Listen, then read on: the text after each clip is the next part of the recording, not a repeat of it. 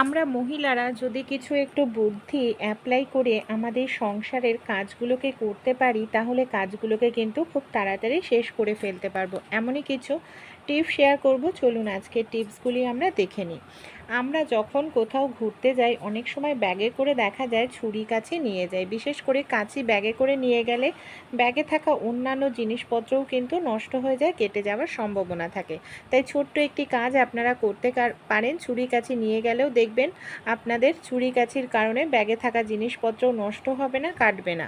এর জন্য যে কাজটি আমরা করব, আমাদের প্রত্যেকের বাড়িতেই থাকে যে জিনিসটা, সেটা হলো পেনের ঢাকনা। এখানে দেখুন আমি একটি পেনের ঢাকনা নিয়ে নিয়েছি। কি করছি, পেনের ঢাকনাটাকে এই যে আমাদের কাঁচি নিয়ে নিয়েছি, কাঁচির মুখটায় আমি এইভাবে পেনের ঢাকনাটাকে লাগিয়ে নিচ্ছি। এইভাবে পেনের ঢাকনাটাকে যদি লাগিয়ে নেওয়া যায়, এই যে আমাদের কাঁচির মুখটা একদম আটকে থাকবে, আর কোনোভাবেই কিন্তু কাঁচির মুখটা আমাদের খুলবে না। এর ফলে কি হবে, ব্যাগে থাকা জিনিসপত্র নষ্ট হবে না, আর আমাদের নিয়ে যেতেও সুবিধা হবে। আমাদের বাড়িতে এই ধরনের অনেক পুরনো কৌটো থাকে, দেখা যায় যে কৌটোটার ঢাকনা হয়তো নষ্ট হয়ে গেছে, কৌটোটাকে আমরা ডাস্টবিনে ফেলে দিই। এই ধরনের কৌটোগুলোকে ভুল করেও ফেলবে না। কী কাজে এখানে আমরা ব্যবহার করতে পারি, চলুন তাহলে দেখে নিই। অনেক সময় সিঙ্ক বা বেসিনে এইভাবে জল জমে যায়, আর এইভাবে জল জমে গেলে সেই জলটা দেখা যায় পরিষ্কার করতে কিন্তু আমাদের অনেকটা সময় লেগে যায়। তাই যদি আপনাদেরও এইভাবে জল জমে যায়, ছোট্ট এই কাজটি আপনারা করতে পারেন। এই ধরনের পুরনো কৌটো দিয়ে একটুখানি আপনারা উঁচু নিচু করতে থাকবেন, তাহলে হাওয়াটা অনেকটা বেগে সেখান থেকে যাবে, যার ফলে পাইপে নোংরা জমে থাকলে খুব সহজেই দেখবেন পাইপের জল বের হয়ে যাবে। চা আমরা কম বেশি তো প্রত্যেকেই খেয়ে থাকি। অনেক সময় দেখা যায় আমরা বাজার থেকে লুজ চা কিনে আনি, আর লুজ চা কিনে আনলে দেখবেন বন্ধুরা যেটা হয়, এই যে লুজ চার মধ্যে প্রচুর পরিমাণে ডাস্ট থাকে। আর এই যে লুজ চায়ের মধ্যে যে ডাস্টটা থাকে না, এটা আমরা যখন খাই কাপের মধ্যে থাকে বা আমাদের গ্যাস অম্বল হয়। আর লুজ চা আমাদের স্বাস্থ্যের জন্যও কিন্তু ওই ডাস্ট ক্ষতিকর। তাই চা আনার পর যদি লুজ চা হয়, এইভাবে আপনারা কি করবেন, আটা চালের মধ্যে রেখে চাটাকে একটু ভালো করে চেলে নিন। এই দেখুন এইভাবে চেলে নিচ্ছে, যত ডাস্ট আছে খুব সহজেই কিন্তু চালনি দিয়ে নিচে পড়ে যাবে। আর আমরা যখন চা খাবো আমাদের কাপেও থাকবে না, আর আমাদের শরীরেও কিন্তু এই ডাস্টগুলো পৌঁছাবে না। তাই ভালো লাগলে অবশ্যই এই টিপসটি আপনারা অ্যাপ্লাই করবেন। প্যাকেটের চাও ডাস্ট থাকে, কিন্তু তার পরিমাণটা অনেকটাই কম, আর লুজ চা যে বাজারে কিনতে পাওয়া যায় তার মধ্যে বেশি থাকে। আমাদের বাড়িতে যে এই ধরনের বটিগুলো থাকে না, অনেক সময় দেখা যায় বটির ধার একেবারেই চলে যায়। আর যে বটির ধার আমাদের থাকে না, সেই বটি দিয়ে সবজি মাছ কাটতে খুব অসুবিধা হয়। আবার দোকানে নিয়ে গিয়ে আমাদের দেখা যায় ধার করিয়ে আনতে লাগে, অনেকটা টাকা পয়সা খরচা করে। বাড়িতেই আমরা টাকা পয়সা খরচা করা ছাড়াই খুব সহজেই কিন্তু বটির ধার করিয়ে আনতে পারি। এখানে দেখুন আমি নিয়ে নিয়েছি নুন। যে নুন আমরা প্রত্যেক দিন রান্নায় খেয়ে থাকি, সেই নুন আমি নিয়ে নিয়েছি। বটির ওপরে বেশ কিছুটা পরিমাণ এখানে আমি এইভাবে নুন ছড়িয়ে দিলাম।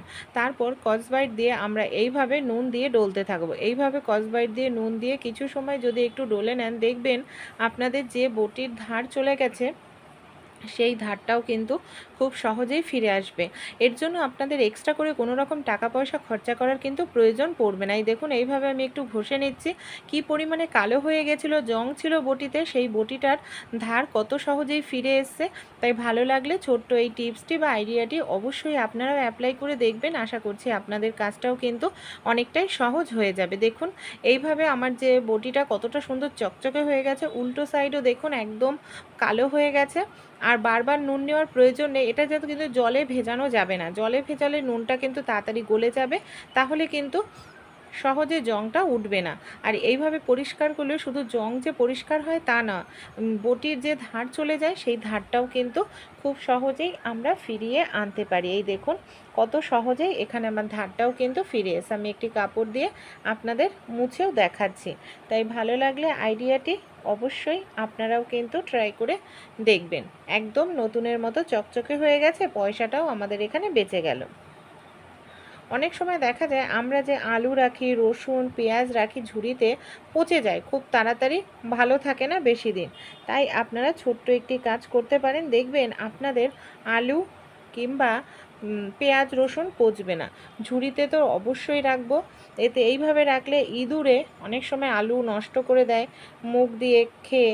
তাই এইভাবে আপনারা রেখে দেখুন। এই দেখুন ঝুড়িটাকে পলিথিনের মধ্যে রেখে নিয়েছি। তারপর এখানে আমি নিয়ে নিয়েছি একটি গার্ডার দিয়ে এইভাবে পলিথিনের মুখটাকে আমি এখানে আটকে নিচ্ছি। আর এইভাবেই আমাদের পলিথিনের মুখটাকে কিন্তু টাইট করে আটকে নিতে হবে।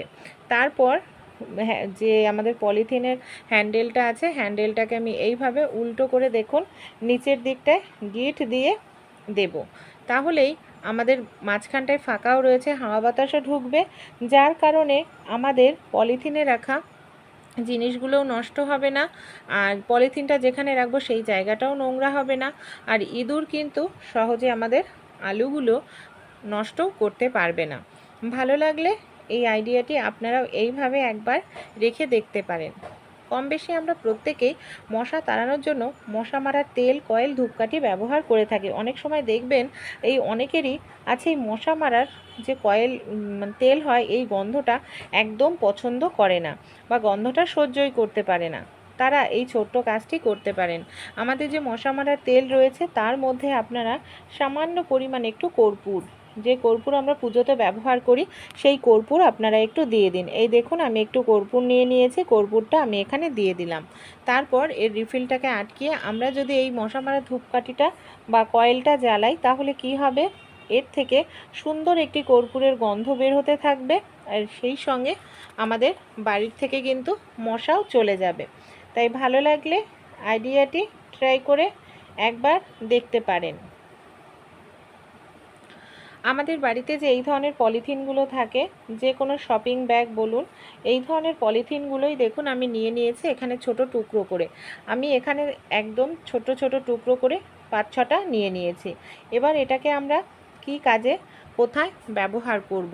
অনেক সময় হয় একটি একটি করে রুটি বেলতে আমাদের অনেকটা সময় লেগে যায়, একটি একটি করে পলিথিনের টুকরো দিন আর রুটি তৈরি করা লেচি দিন, এইভাবে পরপর দিয়ে যেতে হবে। আপনারা চাইলে এটাকে বেলুন দিয়েও বেলে নিতে পারেন, আর যদি চান যে বেলুন ছাড়াই বেলবেন তাহলে কি করবেন চলুন দেখে নিই। যদি আপনারা বেলুন দিয়ে বেলেন তাও এটাকে বেলতে পারবেন, একসঙ্গে 7, 8, 10, 12টা রুটিও বেলা হয়ে যাবে। বা বেলুন দিয়ে না বেলতে চাইলে এরকম থালা বা প্লেট নিয়ে হালকা করে চাপ দিলেও দেখবেন খুব সহজে আপনারা রুটি বেলে নিতে পারবেন। অবশ্যই কিন্তু এখানে আটাটা কিন্তু আপনাদের নরম করে মাখতে হবে। এইভাবেই দেখুন আমি এখানে কতগুলো একসঙ্গে রুটি বেলে নিলাম। একটি রুটি বেলার সময়েই কিন্তু আমাদের এখানে কতগুলো রুটি একসঙ্গে তৈরি হয়ে গেল। আইডিয়াটি যদি ভালো লাগে অ্যাপ্লাই করে আপনারাও দেখবেন, আশা করছি আপনাদের সময়টাও বাঁচবে।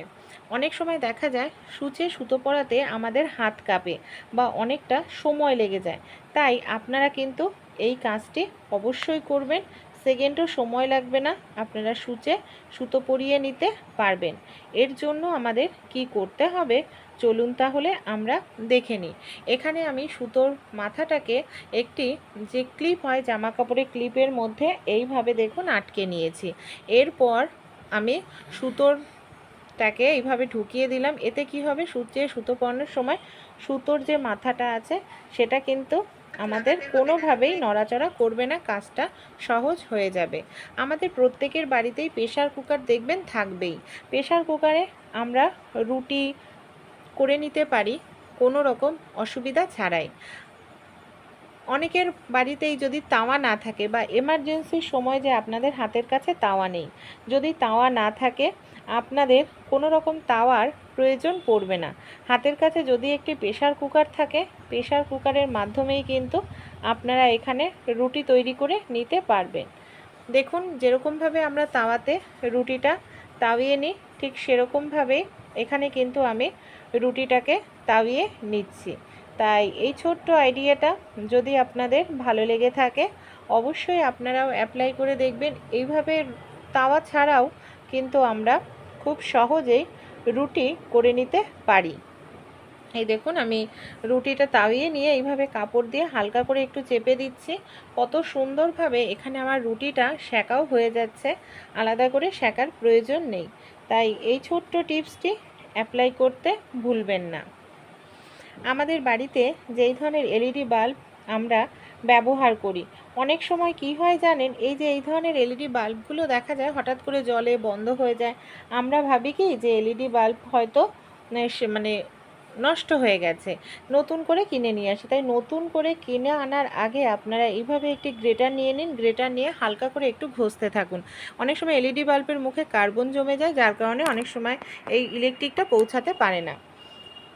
যখনই নতুন কোনো ফুল ঝাড়ু কিনে নিয়ে আসি, অনেক সময় দেখা যায় ফুল ঝাড়ুর মধ্যে প্রচুর পরিমাণে ছোট ছোট ফুল ডাস্ট থাকে, যেটা আমাদের ঘর পরিষ্কারের পরিবর্তে আরও বেশি ঘর নোংরা করে দেয়। তাই নতুন যখনই ফুল ঝাড়ু কিনে আনবেন, আমাদের বাড়িতে যে এই ধরনের চুলের ক্লিপ থাকে, পুরনো কোনো চুলের ক্লিপ নিয়ে নিন।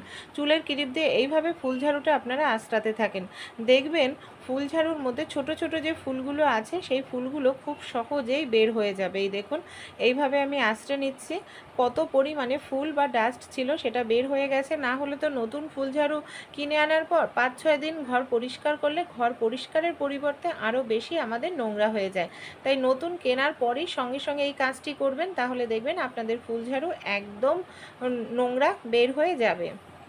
আমাদের বাড়িতে যে এই ধরনের মিক্সার আমরা ব্যবহার করে থাকি, অনেক সময় কি হয়, এই যে মিক্সারটা মশলা করার পর ধুয়ে এটাকে উপর করে রেখে দিই, আর এর মধ্যে হাওয়া বাতাস না যাওয়ার কারণে দেখবেন মিক্সারটার ব্লেডটাও খুব তাড়াতাড়ি নষ্ট হয়ে যায়, জংটাও চলে যায়। তাই আমাদের বাড়িতে যে এই ধরনের ক্লিপ থাকে, জামা কাপড়ের ক্লিপ, 3 দিকে আপনারা এইভাবে লাগিয়ে নিন। তারপর আপনারা যদি মিক্সার জারটাকে এইভাবে উল্টো করে রেখে দেন, দেখবেন খুব তাড়াতাড়ি এর মধ্যে যে জলটা আছে সেই জলটা কিন্তু ঝরে যাবে, যার কারণে মিক্সার জারটা তাড়াতাড়ি শুকিয়ে যাবে। আর এতে আপনাদের মিক্সার জারটা কম নষ্ট হবে। একটি মিক্সার জার আপনারা অনেক দিন ব্যবহার করতে পারবেন। ভালো লাগলে ছোট ছোট টিপসগুলি অবশ্যই কিন্তু আপনারা অ্যাপ্লাই করে দেখবেন।